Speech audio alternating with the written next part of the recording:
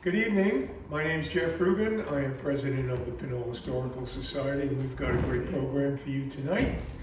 The Contra Costa History Center, which is a treasure trove of documents, photos, maps, naturalization papers, all kinds of information relating to people and places and events in Contra Costa County.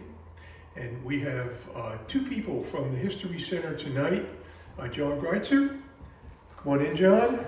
And Steve James. John is past president. Steve James is the treasurer. Come on in. I won't bite you. Okay, thanks. And they have put together a program of documents and maps and photographs about Pinole. I initially asked them to give an overview of the History Center and include some information about Pinole, and instead, all the information's about Pinole. So I am really pleased. I know you're going to be pleased. And without further ado, who's speaking first? John, here you go. Thank you so much, and Jeff, thank you for that very kind introduction. Steve and I are really happy to be here this evening. We always enjoy getting together with historical societies around the county and sharing information, comparing notes, getting a new perspective on things, so we really appreciate the opportunity to be here this evening. As Jeff mentioned, we've got a PowerPoint presentation, which Steve will be going through in just a minute, and it talks about all the different collections that we have in our archive, as Jeff mentioned. And Steve has pulled from our archives some really interesting examples of each collection. Interesting old newspaper articles, interesting maps, interesting old photographs that just happen to center on Pinole, because we always like working the local angles. So we hope you enjoy the presentation. In addition to that, we've got a couple of handouts that we brought that you're welcome to take before you leave this evening. Over on the table here to my left, we have a list of all of the different collections in our archives, so it lists out the photos, the newspapers, the maps, and the general date range for each collection that we have, so that may be of interest to you. And we also have a couple of pamphlets that have a little more information about the History Center, our hours of operation, and a little bit more background about our organization. So please feel free to grab those. And without further ado, I'll turn it over to Steve James, and he'll take you through our archive at the History Center. Thanks, John. Yeah, it really is a pleasure to be here. We're excited when Jeff asked us to do this, and your organization is really lucky to have somebody like Jeff that kind of pushes things forward and does little programs like this. The first thing we want to show you is a video that KQED made about our organization, and this was in 2012 when they asked us to be the partner on their speaker series with Dave McCullough and McCullough, a famed historian, book writer. And the interesting thing to me about this is I had started an effort to do a video about 8 months before and was struggling, and these KQED guys came into our center, and in 6 hours they were done, gone, and they produced the video you're going to see. So.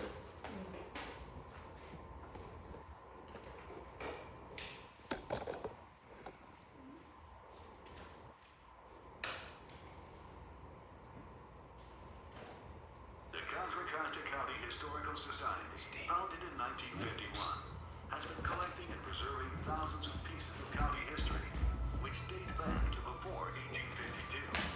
You want to know something interesting? You want to know something about where you lived that you didn't know before? You want to know about range wars? You want to know about river pirates? Would you like to know about buried treasure here? People will find things that they just didn't expect. They'll come in thinking, well, maybe they have a picture of Rogers Ranch, and it'll turn out that we have, not one picture, but a lot of pictures, and we also have clippings, and it goes on and on.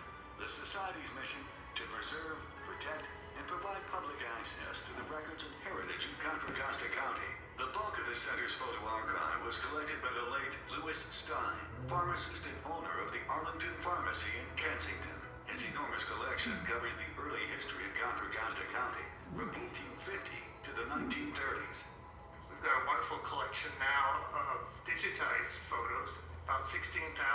We're still working on the next 6,000, but that's why we have our volunteers working 3 days a week. We've got 4 scanners. We're scanning everything from old newspapers to county records, and we've got wonderful maps, some very rare that we're scanning as well. We're digitizing some of the naturalization papers and immigration papers. We have a tremendous Veal collection. We have 40 years of Sheriff Veal's pictures and writings. If you want to write a book, if you want to write articles, we've got it here. A lot of books that we're selling here were actually, most of the research was done here. Whether you're researching your family's genealogy or naturalization, or just interested in the colorful history of Contra Costa County, you'll likely find it at the center in downtown Martinez, staffed by a team of dedicated volunteers. It's really interesting because going through the archives and helping organize them, you're able to read the articles. There's different aspects. There's geographical, what did Contra Costa used to be. Then there's the court cases, like what are the kind of things people wanted to fight. And so I've just gotten to learn all these random things. It's really cool. All of this would not be possible without the support of members and donors. We're private, nonprofit, and we're totally underfunded. We really need funds and help to keep these wonderful documents and materials for posterity. To become a member, visit cocohistory.org.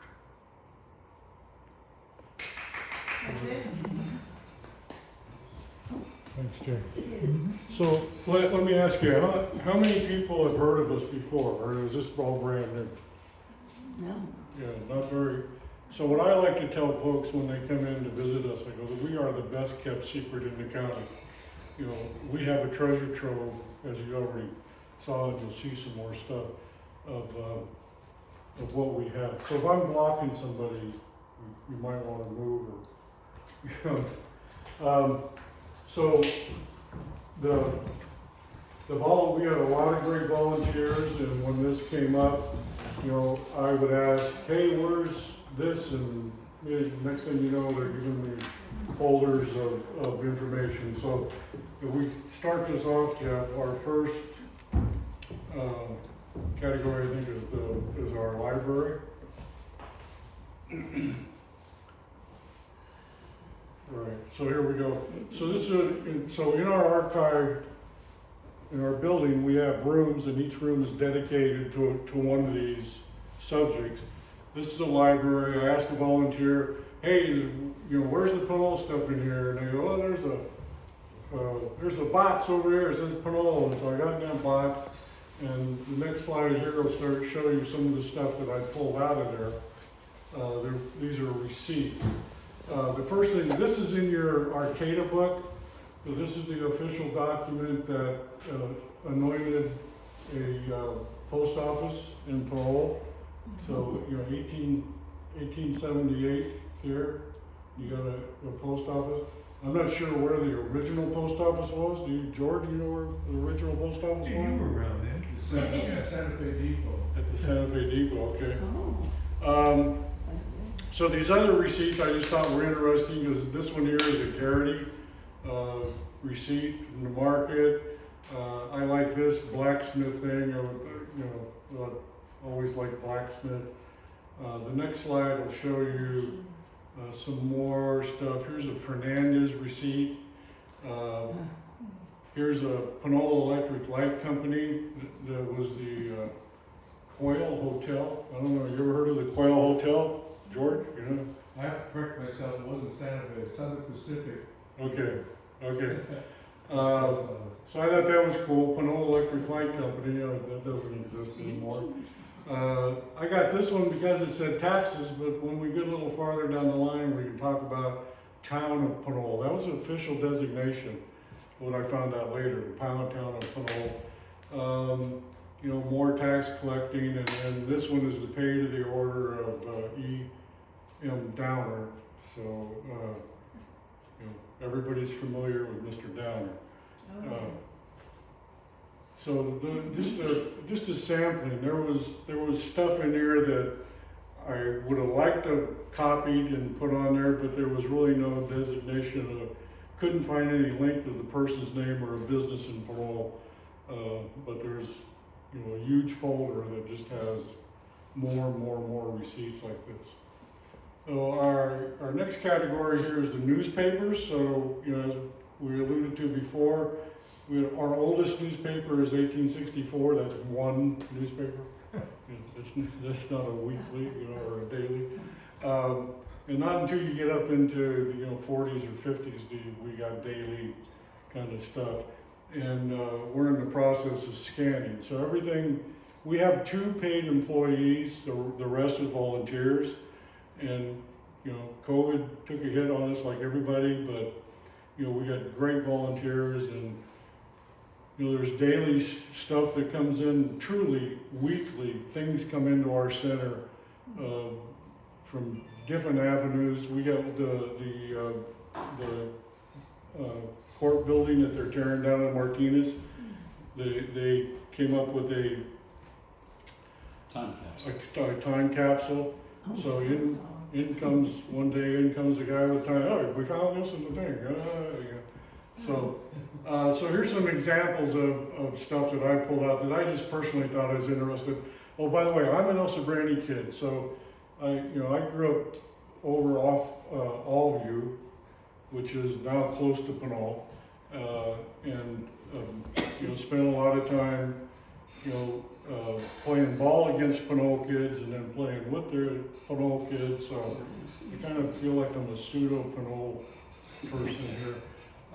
And this 70-acre annex is about the taking in, moving Pinole to where Fitzgerald is now, where Pinole really starts after Allview, when you're coming on Appian Way towards this way, Allview, and then right after Allview, boom, it's the city of Pinole.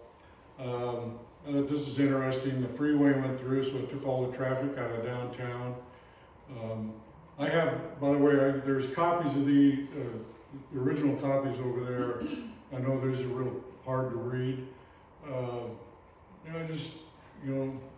Zoning shift. Here's that Pinole will soon become a city. There's official designation that it was a town and not a city. So this was like, ooh, they made a city out of it. And then, flood stuff. The thing that really caught my eye was this one here. The old hotel was taken down, the commercial hotel, which was on 3rd and Tenant. So anybody, other than these 2 guys, anybody know what 3rd and Tenant is?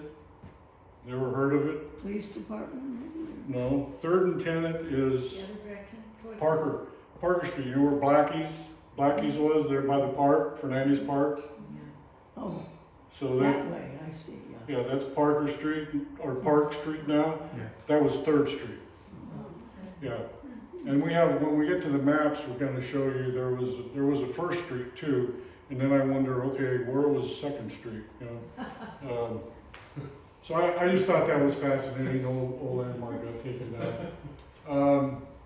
Here's where they annexed Montera Bay area. A tragic loss of life here with a police officer getting shot. Thing on Fernandez mansion. So I thought that was cool. And then this next shot is from of the town hero here, Mr. Toretta, who probably all this is in our time, in our age group here. So I remember going the parade that went down Pinole Valley Road that showed the Heisman Trophy. I thought that was really cool. There was another thing that was brought up to us about the rattlesnakes, invasion of rattlesnakes, but I couldn't find anything in our archive. I found a Time magazine thing on it, but so I don't know if anybody remembers, but I think what happened was they sprayed fire retardant on the ridge between Pinole Valley and El Sobrante, and it drove all the rattlesnakes down into people's backyards. It was, and it made Time magazine. It was like crazy. Okay, here we hitting our naturalization records. So, as it was alluded to, if at statehood in 1850, if you became a naturalized citizen in Contra Costa County, boom, we have those records. I'm not sure how many people are aware, but at statehood, Contra Costa County is what is now Alameda and Contra Costa County. Contra Costa, the opposite coast. So at statehood, Contra Costa County was what is current Contra Costa County and Alameda County. And it was 1852 that they split up and created Alameda. And the main reason was it took 2 days to get from Oakland to Martinez, the county seat. So I got a couple examples here. I was trying to find one with a picture. You have to go through these documents. If you know the person's name, you can find these documents, but without a name. And I looked for the popular names in Panola, but I just couldn't find one. So there's 2 examples of I keep pushing the wrong button here, of people who became naturalized. This guy was from Turkey. I'm not sure, I forget, this guy was a farmer. That's hard to read. And then the other thing, one thing Jeff brought, the fascinating stuff, is the naturalization paper over there of the Elmhurst. Christopher Elmhurst family. So it's a terrific document. What's the date of that? 1872? 1869. 69. 79. Anyway. Yeah. And a marriage certificate. Is that right? Yeah.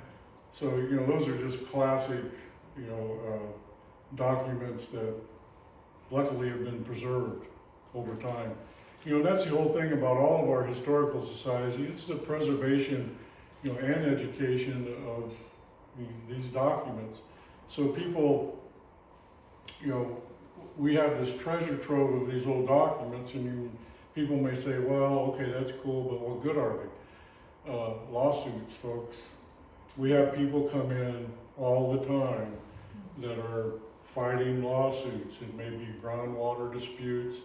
There's one going on right now out in Danville, Diablo Country Club, where there's a walkway that goes between a couple of very, very expensive houses, and those people that own those houses don't want people walking by their house. And so we have people who come to us to research how long has that trail been there. And they can prove that that trail was there before your houses were built, and the trail stays. So it's that kind of stuff. Okay. There we go. Steve, could I make another Sure. comment or two? Just another couple of comments on the naturalization papers. Steve was talking about how valuable these things can be for research purposes.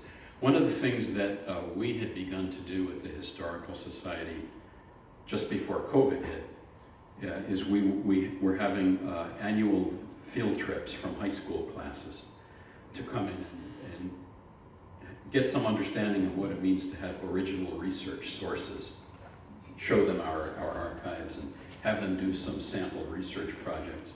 And there was a young man who came in, I forget if he was from Pittsburgh or Antioch, but in our naturalization papers, he found a naturalization paper for his father's father, and it had a photograph, because a lot of them have a facial photograph of the person. And it was the first time that this young man had seen a photograph of that grandfather. So it was a very meaningful experience for him. And that's just one of many such stories that happen when people are looking through this great old information. The other thing I wanted to mention about the naturalization, you may have seen on the first slide, it said that we have these papers up until 2008.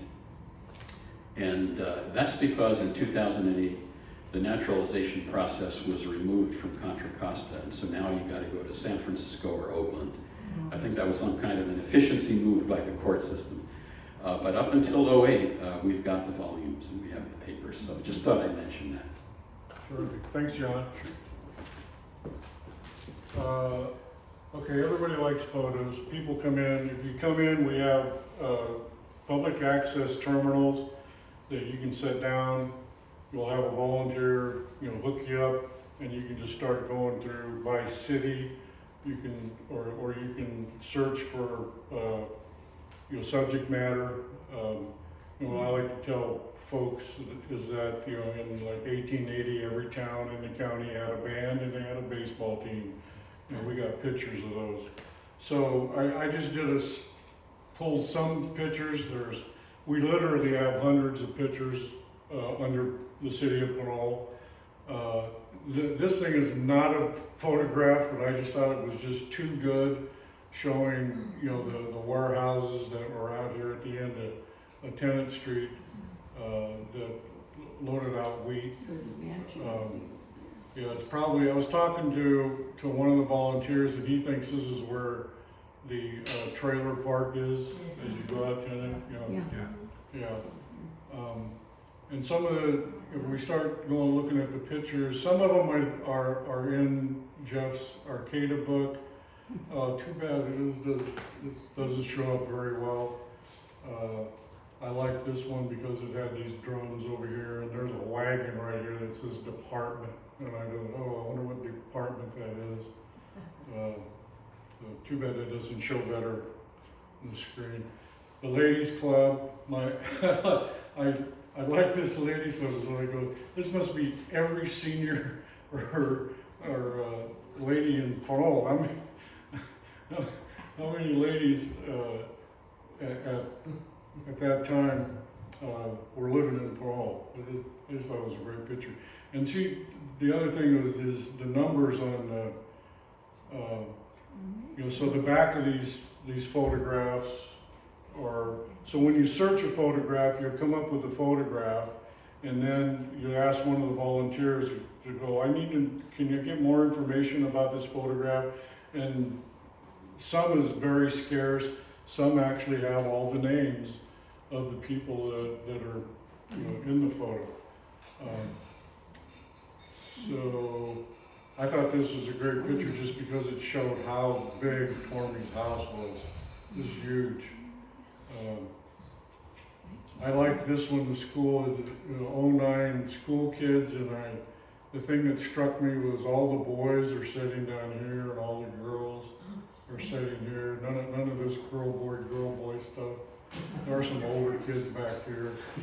It's my father back there. What? My dad.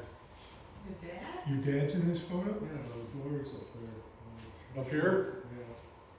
Up there. Wow. Between the doors there, you can. There we go. Yeah. My mother might be in that picture too. My dad was held back in the third grade 3 times, so. That's why he's so tall. Huh? You didn't pass unless you passed the test. That's a trick, which one, George? I think right there. You think that one there? Yeah, I think that's dad. Okay, I mean, we'll next week when we get back to the center, So- we'll have that noted. Or So, number four. number four. Number four. Yeah. Okay, we'll see if it's actually on the back of that photo. So that's terrific. Bingo. George wins. My mother's over in the girls section there. Which one? Down, right there. I think that's the one. Wow. Yeah. Have you seen this photograph before? I have one similar to that. Uh-huh. The same, like I said, my dad was photographed in the same grade level. Till Margaret Collins tutored him years before. That's terrific. Yeah. So there's the OSP depot. You'll see this LLS, that's Louis L. Stein. So in the opening video, he's a co-founder of the Contra Costa. So Louis Stein was a pharmacist in Kensington, and it was he and Judge Bray that founded our organization. And the story is Judge Bray was leaving the back of the courthouse one day, and he saw them tossing away these old books and records, and he said, "Whoa, stop. And that's how all these things got saved. Thanks for him. Again, there's lots of these school pictures. And I like this one because all the the 20 flapper haircut, I thought it was just terrific. They all got that same haircut. And then the Holy Ghost prayer, this thing, because this was on the other day, it just disappeared. It's computers. Yeah. I was the last queen of the Holy Ghost.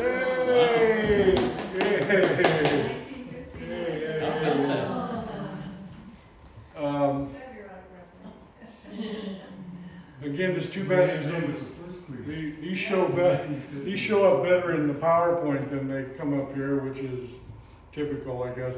This is 10th Street right here, and I like the shadow of the Shell gas station, so it's still there. So that picture's in our book. Okay. Yeah. All right. Cool. I think I see the bank there. Yeah. And was it Right Pinole here. Bank? Yeah, that's the Bank of Pinole, and the Downer building is the one with the shadow on it. Right here. Yeah. Okay. And so it was Main Street before it was San Pablo, huh?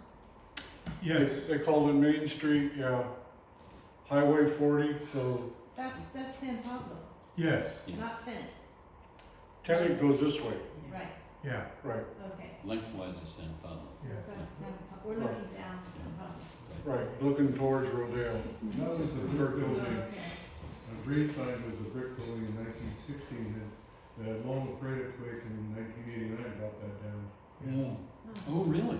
Yeah, and also it brought down the other brick building where it says drug on the other side. Uh-huh. Yeah. This building. Here. Yeah, the only one that withstood the earthquake was the Bank of Pinole building. Really? Wow, I didn't know I that. didn't realize that. That was so far away. Wow. Cool.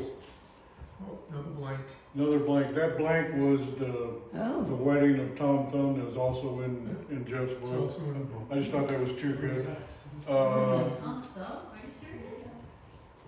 Right, I don't know if the original Tom Thumb, but No, they used to have Tom Thumb weddings. somebody's. Wait, when was that? What was that? Oh, it's okay. yeah. In a school thing. So here, the 1958 flood downtown, I think. Here's the Shell station, so there's where Tenet is going across, and then the road going up out of town. Wow. Is this the bank? Yeah, that's the bank. Yeah, so That's from the creek? that's looking west. This is, Yeah, was that creek related or just Yes. so much water? It was the Are creek. we looking west or Rain east? for 3 days. this is looking towards Cherry Hill. Yeah. They're looking west. There's the alibi. And I just wonder what was in the fridge. What do you think? We're looking west. No, wait, we're Yeah. looking It is west. west. Yeah. Not bad. Okay, enough with pictures. Here we are. So we got court cases. We got tons and tons and tons of court cases. I got two examples of court cases. The first one is Downer. So Downer, Oh, that doesn't show. no, I'm Sorry. sorry. Okay, well, I'll talk about these two.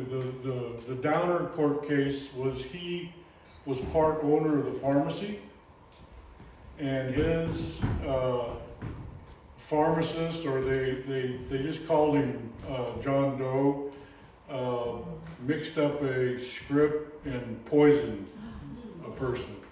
So the lawsuit was against Downer and et al. And I actually got a copy of that over here. The other you saw was Blum versus Davis. So Davis was cutting down trees on Blum's property. So Blum was suing him. So I found this out Thursday. I was down at the center at our volunteer Jim who got these items for me. He goes, "Oh, Blum sued everybody." I go, "What?" He goes, "Well, look at it." So he puts Blum's name in the court records, and it's just boom, boom, boom, boom, boom, boom, boom. you know, it's like Blum sued every tenant there was. I know there were several tenant brothers there, and it was like he had them on speed, had a lawyer on speed dial or something. You know, it was like I thought that was interesting. So if you want to see those, come to the center. We'll show them to you. John, you say something? Just on the court cases, one of the types of court cases that we have a lot of is probate court cases, which, as I'm sure you know, happen when someone has passed away and there's a settlement of their estate. Those are very frequently used by people doing genealogical research because, among other things, the probate papers list all of the person's dependents, all their children, their spouses, anyone else who was a dependent, has a lot of information about what their property was, what they owned, what they owed. So those are often used by genealogists who are doing that kind of research. So it's just surprising what kinds of things will come in handy for research purposes. Yeah, and we, on our board, we have Lisa Gurrell, who is the highest level genealogist that you can achieve. And it was interesting that she came to at a board meeting. She said, "Well, I just want to let everybody know that I just passed you know, I'm a grand poobah of genealogy or whatever." So I go, "Oh, that's interesting." I go, "Well, how many people are at that level?" And she goes, "Oh, I think it's like 59 or 60. And I go, "Oh, in what, California?" She goes, "No, the entire country." And so if you're looking for, you know, or know anybody that's looking for some genealogy help, this is the place to come. So, okay, hopefully these tax assessment records show up good. Doesn't show up very well, but this is the tax assessment of tenant in 1872. So shows many horses, different kinds of horses, half-breed horses that he had, you know, mixed breed, and just the wagons. You got taxed for just about anything. I know at one time I was looking and I saw somebody had a piano. They got taxed for having a piano. The one thing, I'm a gold rush buff, so that's if I know the most I know about history of California is the gold rush, and the taxation is what really killed off the ranchero owners, you know, because they just couldn't, you know, prior to statehood they were just one big happy, you know, family. They took care of each other, you know. And then when they started getting taxed, they just couldn't survive. And then failed miners would go, "Oh, I remember I crossed a really nice valley, and I like it here in California, and I'm going to homestead," and not knowing they homesteaded on, you know, a ranchero's property. And then those got drug into courts, and we have all those court records, and all of them that I've seen, they got settled by the homesteader paying the ranchero owner for X amount of property. So the next one, this is Tormey, all the items that he had and such. So we got when you at our center in the room here, we got all these books, and they're marked by city, by area, so you'll find San Pablo, you know, and just, you know, throughout the whole county. Maps, everybody loves maps. You know, we have people come in, and I'm guilty as this as anybody, you know, photographs and maps, it just gets stuck. If you're a map person, you know, you'll spend hours looking at the maps that we have. And luckily, we just got a new volunteer who spent his entire career working with maps, and he was digging out maps that I'd never seen before. We truly, you know, it's not just maps, but we truly don't know what we have. You know, there's stuff that surfaces all the time that somebody's going, oh, I didn't know we had that, you know. And so he had pulled out the copies of maps that hopefully these things show up on your Jeff. So the first map is an 1870 map of the Pinole area. Oh. Sir, you haven't mentioned anything about the Indians. Is Pinole, is that an Indian word? My understanding, the name of Pinole was a porridge or something that Yeah. That's what I thought. the Native Americans made. The Native Yeah. Americans. So, you know, we don't have a whole lot about the Native Americans.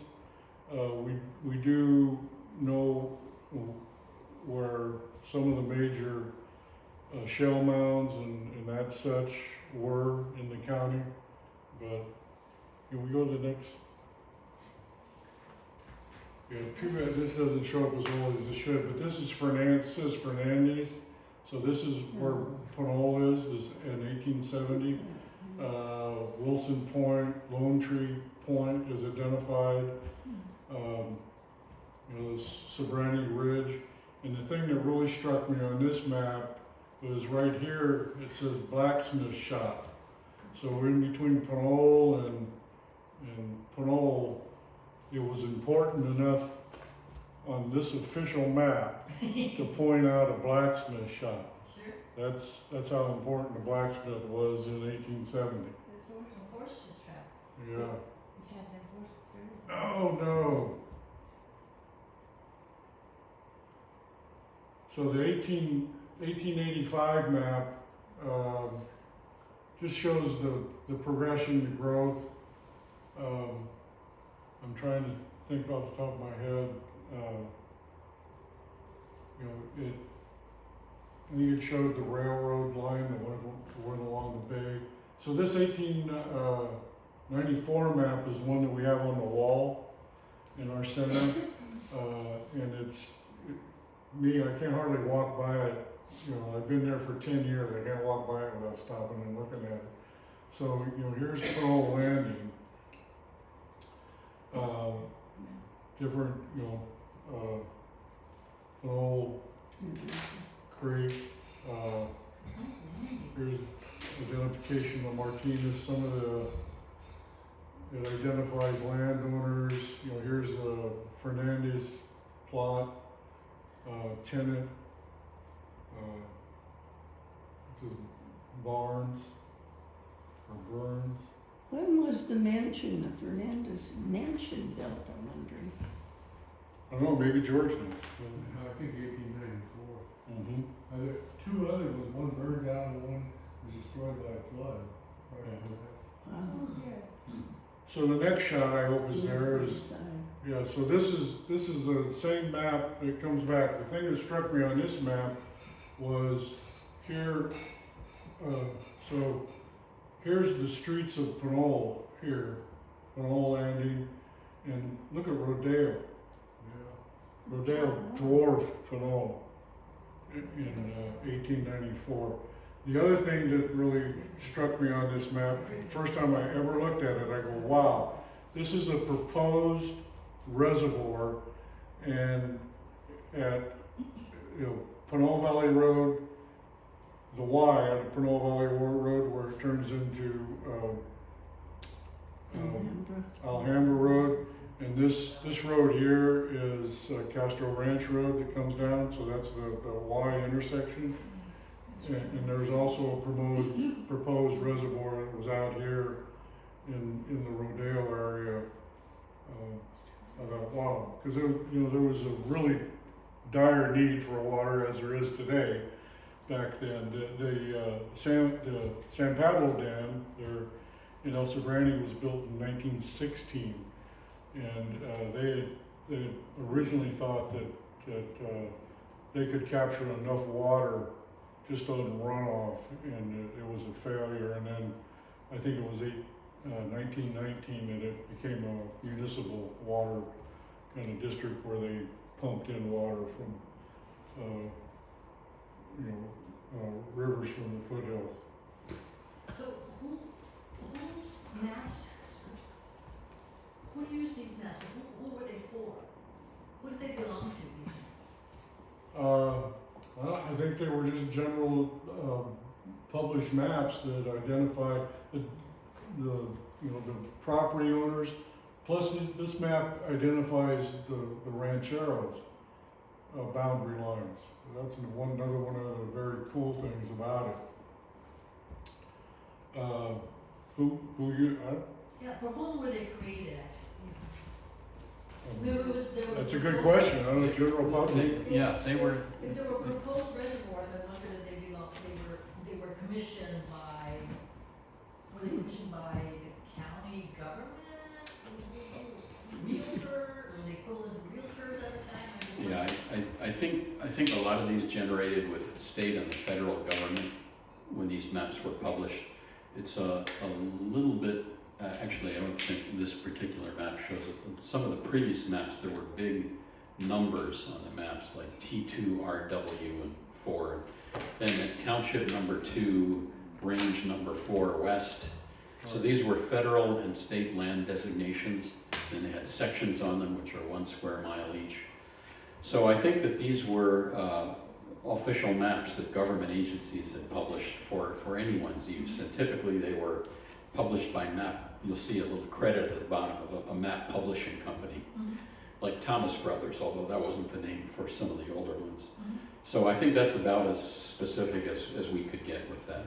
Thank you. Yeah, that 1885 map that didn't show up had what John was alluding to, that those section names and stuff. Steve, Yes. the one you mentioned about San Pablo Dam, I think you said 1960, that area up there, my grandmother Scanlon, her name was Clancy then, they lived in Mount Pleasant, and Mount Pleasant was destroyed when they put in San Pablo Reservoir. Right. The city of Mount Pleasant. So yeah, the Scow family had their farm out in the middle of where that the dam is now, and they had to move in closer. When I was a little kid, we used to take grandma by the dam. She said, "That's my house out there." Yeah. Never the waters got churned up or something. So this 1970 map is a fairly new acquisition. I had a friend of mine that I'd worked with at Chevron called me up and says, "Hey, my brother passed away and he had this map. You want it?" And I go, "Yeah." And this map is truly about 10 by 10 or so. It's a huge map. It includes Alameda counties. So the cool things on here, there's standard oil tanks. So this would be the Hilltop Tank Farm. Still identifies property owners. There's Faria. There's, is that Ellahurst, I think?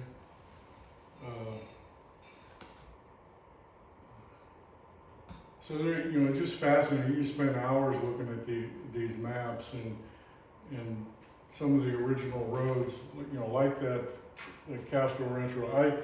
I live out in El Sobrante on Hillside Drive that dead ends into Kennedy Grove, and I take the Castro Valley, going to Martinez, I take that road that was there in 1894. That's the same road I take every time we go out there. It's a terrific drive. And so this is a Thomas Brothers map that's also on the wall here, and this is a map that I can really relate to because I grew up right here in El Sobrante on Idlewood Circle, and this is what I remember all the open space. I'm sure some of you do. All the open space between El Sobrante and Panola, which now 80 runs through here. The other fascinating thing is there's San Pablo Dam Road down here. This is Appian Way that goes to the Y. From the Y to Panola, this is Maloney's Road. It was never called Appian Way. So Maloney's Ranch was all of this out here, And Maloney's house, his original house, which has been remodeled a dozen times, I imagine, is the house that sits next to the El Sobrani post office. So if you're on Appian Way, El Sobrani post office, and then on the Pinole side, there's a fenced area and the house kind of sits down in there. That's Maloney's ranch. So then the other fascinating thing was, I alluded to before, on the commercial hotel that was taken down. This is where you will see 3rd Street. So here's tenant going out, and 3rd Street is right in there.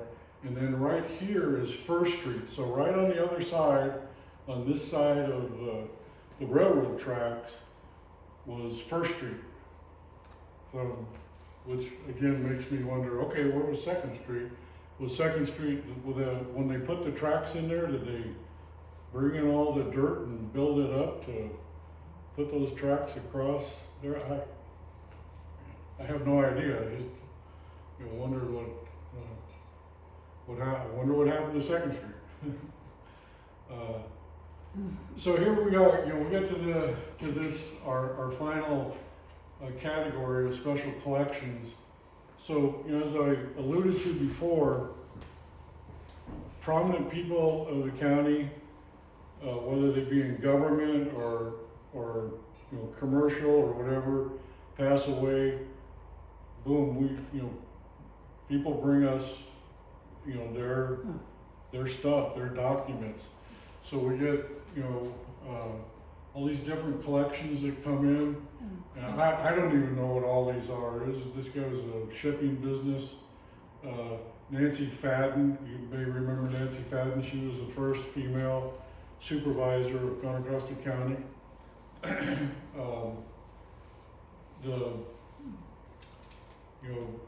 The Veal collection, we have a whole room of Veal. Sheriff Veal never threw a piece of paper away in his life. It's like I walked into the center one day and everybody was in the back having lunch, and there was a stack of paper, and they were like forms that looked like that, and I go, oh, what is that? I mean, it was literally this tall. What is that? I went over, it was his laundry receipts. He saved his laundry receipts. And he had his laundry done at a launder place in Berkeley on Durant. I go, he sent his laundry to Durant Street in Berkeley. Where did he live? Where was his Veal? house? I do not know exactly the Veal. So the Bray family, the Bray courthouse. So Judge Bray is descendant of the Veal family Martinez? in Martinez, and we still on our board we have Oliver Bray as a board member. So they, and actually Oliver's mother had just recently passed away. She was 100 or 101. And their house was right there in the, close to the downtown area. And he sent me an email. He goes, "Hey Steve, I got a bunch of." They'd already donated a bunch of stuff, and he goes, "I got boxes and boxes of stuff that my mom saved. Do you think you guys want it?" And I go, "Yeah, hell yeah, we want it."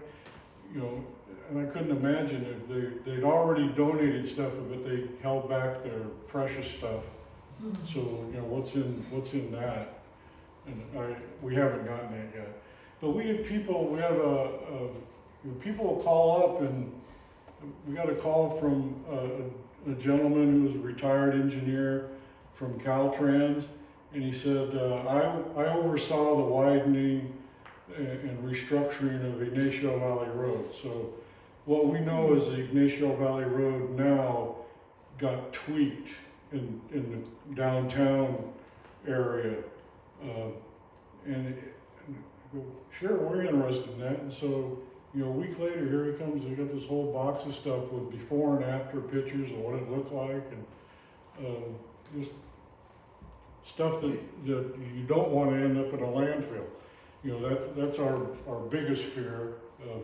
that happens with these things is the families don't realize the value of it, they don't know what to do with it, and, you know, if you're like my older brother, he just says, oh, throw that junk away, you know. So we got one more slide, I think. So this might be a silly question. Is Walnut Creek part of Contra Costa County? Oh, yes, absolutely. That's Contra Costa County goes all the way to San Ramon. So San Ramon is in Contra Costa County, Oh, really? yeah. And it goes, you know, all east, you know, all the way out to Byron. So Contra Costa County is really a big county. You know, and being the gold rush nut person, I claim that whether you came by land or came by sea to look for gold, I find it inconceivable that you did not cross or touch Contra Costa County. So even if you got on a ship in San Francisco to come up, they stopped, you know, and picked up people. We have documentation that there was a 2-day wait, 2-day line at Martinez for people trying to get on a ship to get up to Sacramento. So, and then people that couldn't get on ships, if they could get across to Contra Costa, and they would walk. And again, my contention is those are the people that thought, you know, I was a farmer in Ohio, and I think I could make a living here. Yes, Jeff. So at my home, we have about a dozen boxes of my wife's college papers, tests, term papers, assorted documents from her years in college 30 years ago. Would you be interested in those? Because I'd love to get rid of them. Well, that, you know, we had a month or so ago, we invited other historical societies to lunch to interact with each other and share. So, you know, it's since I've been involved for 10 years, I've been surprised how adversarial some of the relationships have been. And that was one of the issues that came up, that people bring stuff that they're looking to get rid of, but it really holds little value, you know. So all I can say is that we would like to look at it, but, you know, it may get tossed. We'll bring it over Monday. We're not open Monday. Or Tuesday then. On our doorstep. Tuesday we're open. Tuesday. Tuesday we're open, yeah. We'll take a look Tuesday. On these special collections, as you can see, these are collections that are about a certain person or a certain business, or donated by a particular person or business. And we're going through an ongoing process right now of developing for each one of these collections, and we've just listed a few of them here. There's at least 50 of these special collections. And we are in the process of developing very detailed descriptions of what's in them and publishing them online, so that for researchers who might be interested in something that would be covered by this, they could look and online and find out whether we have a particular type of item. And all of these special collections are being cataloged on a place called the Online Archive of California, OAC.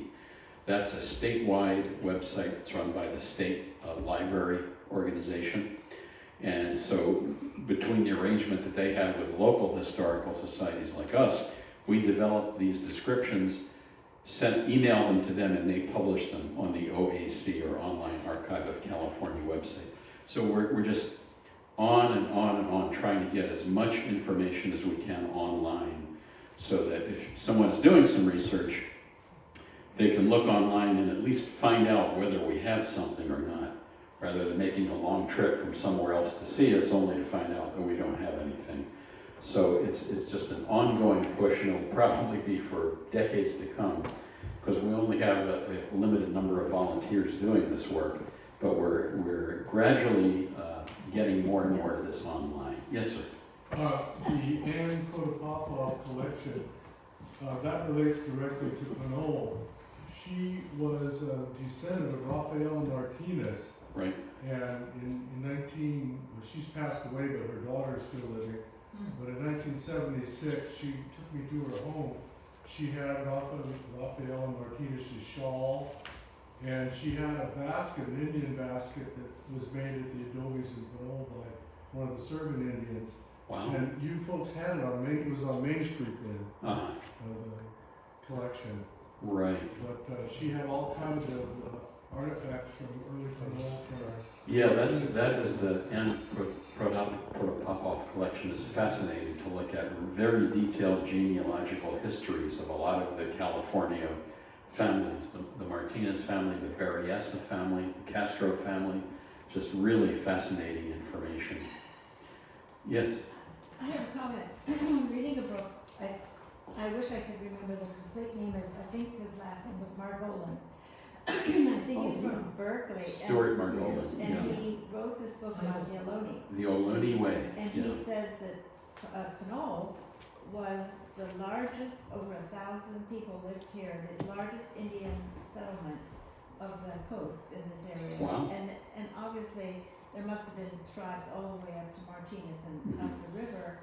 So I think it would be really nice if these historical societies could at least acknowledge that and give as much information as possible. Yeah, I'm sure we would agree with that.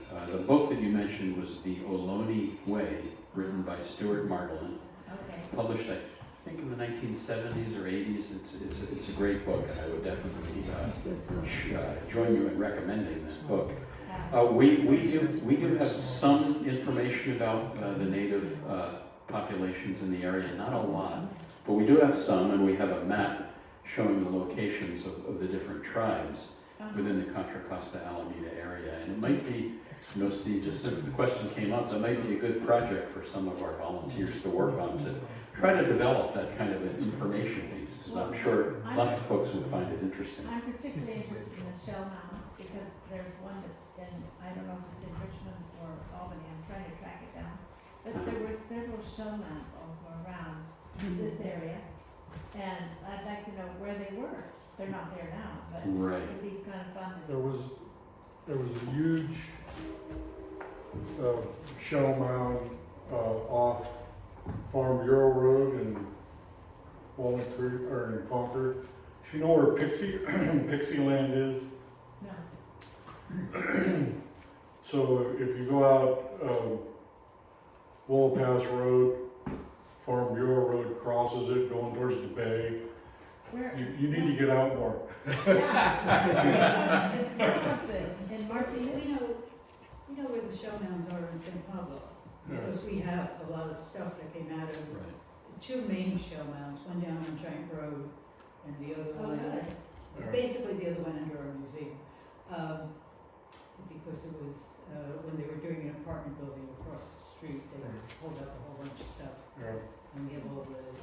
The parking lot in front of Spangler's Restaurant was a shell mound. Right, It was a and shell mound. now they're gonna try to make that into a park. Yeah. Yeah, that's right. Yeah. But. So kind of good project for you coming Yeah. out of the center. Absolutely. You know? Okay. When they were building the new city hall in San I have a Pablo, question. they found Yes. lots of Off the stuff. subject of the But I don't know Indians. what happened to it. It was- Concord Naval Weapons it was now- Station, they don't is do that it. closed?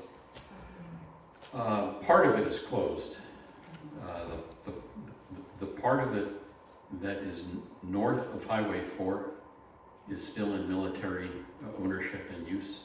The part that's south of Highway 4, that vast spread into the hills by Concord and Walnut Creek, that's the part that's being redeveloped into civilian use with housing, shopping, job centers. Think it'll ever close forever?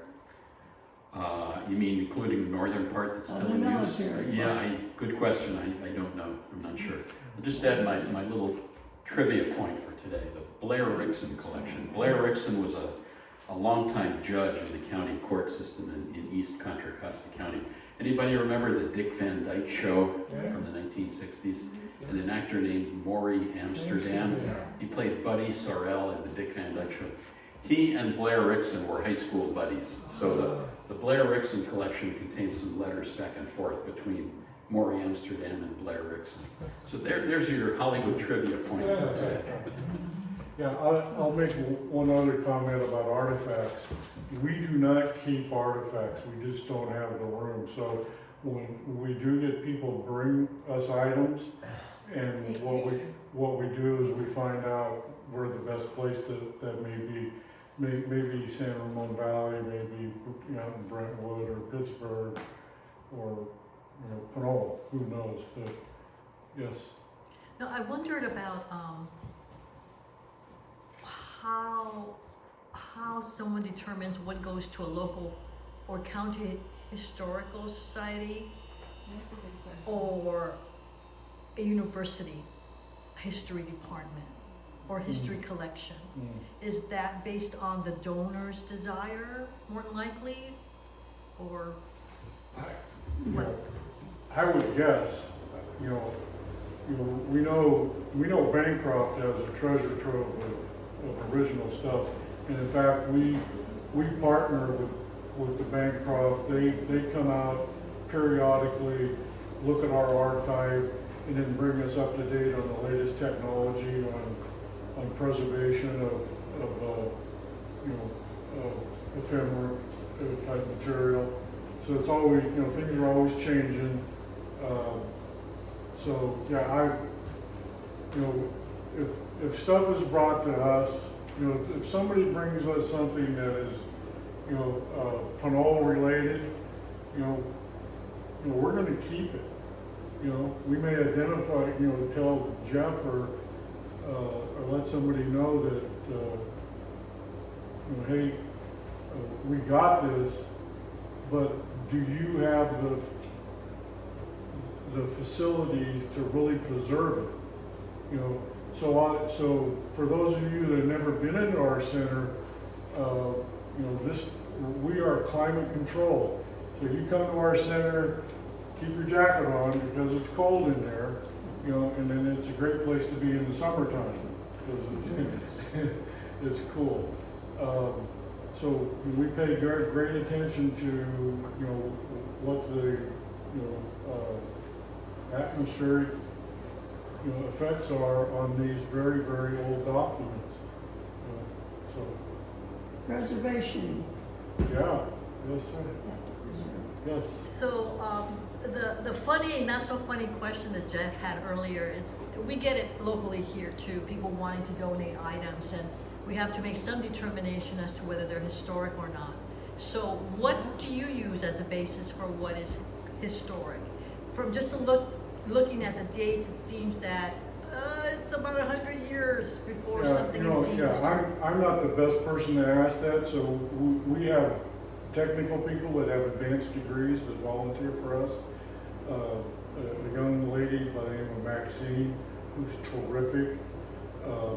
So that would be something that I would hand off to her. Hey, Maxine, what do you think about this? And they would make her and other people that have way more experience, in working in the archives. So, John has way more experience than I have on working with the archive. I'm the treasurer.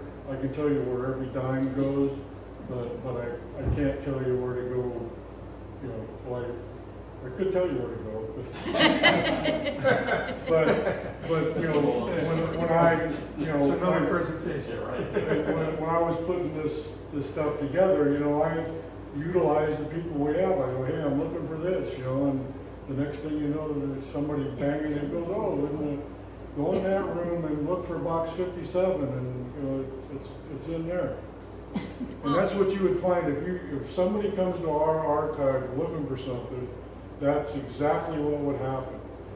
Now we do charge, for research time,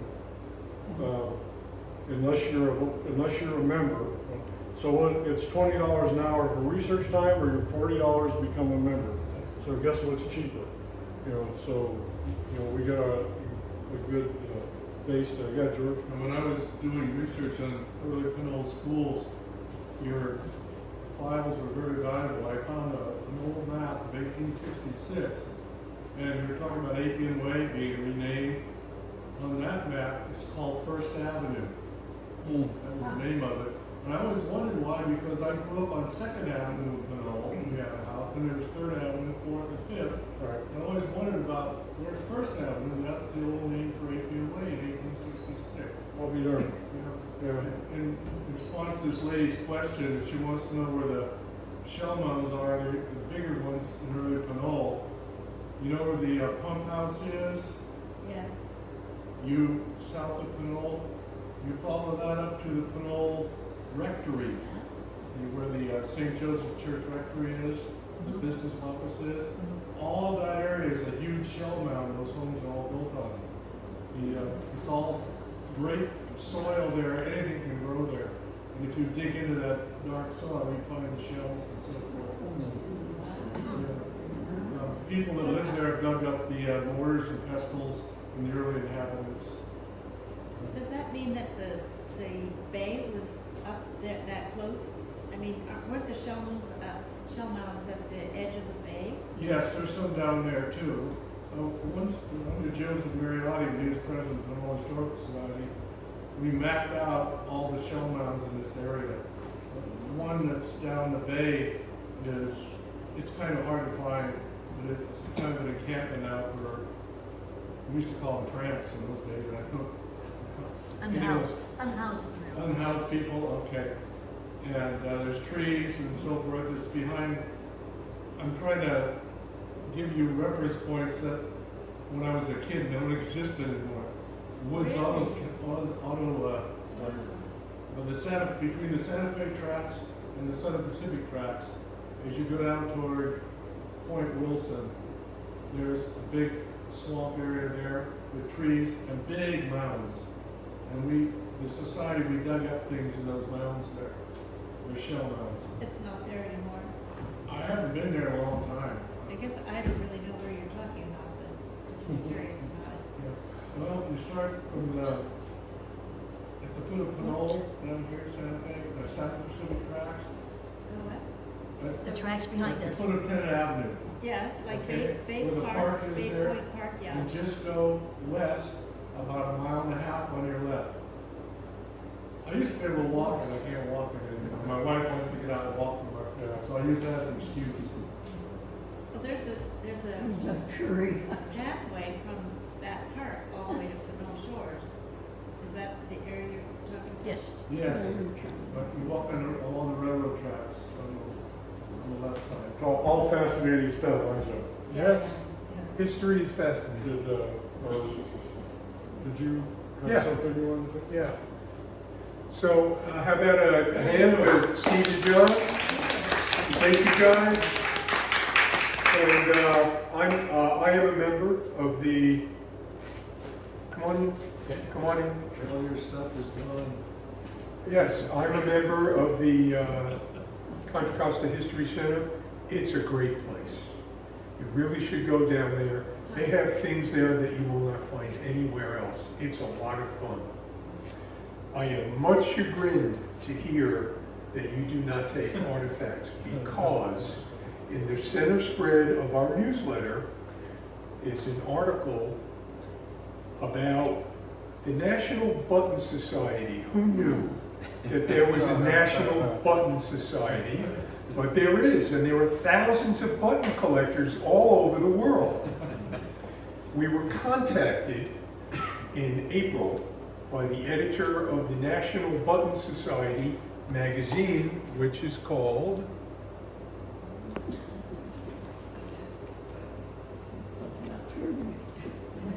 what does that say? My eyes are National Button Journal? Bulletin. The National Button Bulletin. Anyway, That's a tongue twister. make a long story short, from 1974 to 1978, there was a dig in Pinole Valley, and they dug up the foundation for the Martinez Adobe. George, I think you participated in that. That's when I had a beard. Say again? That's when I had a beard, my wife. Oh, yes. Divorced me. So, anyway, no family issues. Anyway, there was a dig, and we got a call, and they wanted some background information about the city of Pinole. They wanted to confirm some stuff, They wanted to know if we had any pictures of the dig, which we did. We sent it to them. Some of them are published in this magazine. The long story short is they found hundreds of buttons when they excavated. Buttons of all kinds, metal buttons, plastic buttons, ceramic buttons, all kinds of buttons. They also have 30,000 artifacts. And they're supposed to be coming to the Pinole Historical Society at some point. So I was hoping that we could give them to you, because we don't have room for them. But now I see we're going to have to find a home. Anyway, I'm glad my wife's not here, because she collects buttons. yes. Oh, okay, well, you make sure that make sure that she sees this. If you have stuff and you can't put it anywhere, can you just take a picture and put it in the archives? Would that help? What archives? Well, he was talking about online archives. Good thing you bring that up. We have an arrangement with an online collections management system called Catalog It. Okay. Catalog IT. Yeah. And we have about 500 photographs already uploaded. There's another couple of hundred that we have. Many of them came from the Contra Costa History Center. And you can look at them online right now. Once we're done with those, we're going to take pictures of the artifacts that we have, and we will upload those as well. So yeah, so that information is available. I invite you to come up and look at the photocopies of the information you saw on the slides, particularly the articles about Pinole, and come up and take a look at Christopher L. Horst's naturalization papers, which are signed by the King of Prussia. His signature is right on the document. And the marriage certificate of Chris and Christina Elhorst. We are done this year as far as programming is concerned. We will have another program next February. I assume it will be here. And I hope we'll see all of you next Friday, 11 o'clock in Fernandez Park at the 14th Veterans Day Memorial and Flag Retirement Ceremony. And until then, thank you, have a great Thanksgiving and a Happy New Year, and thank you for coming.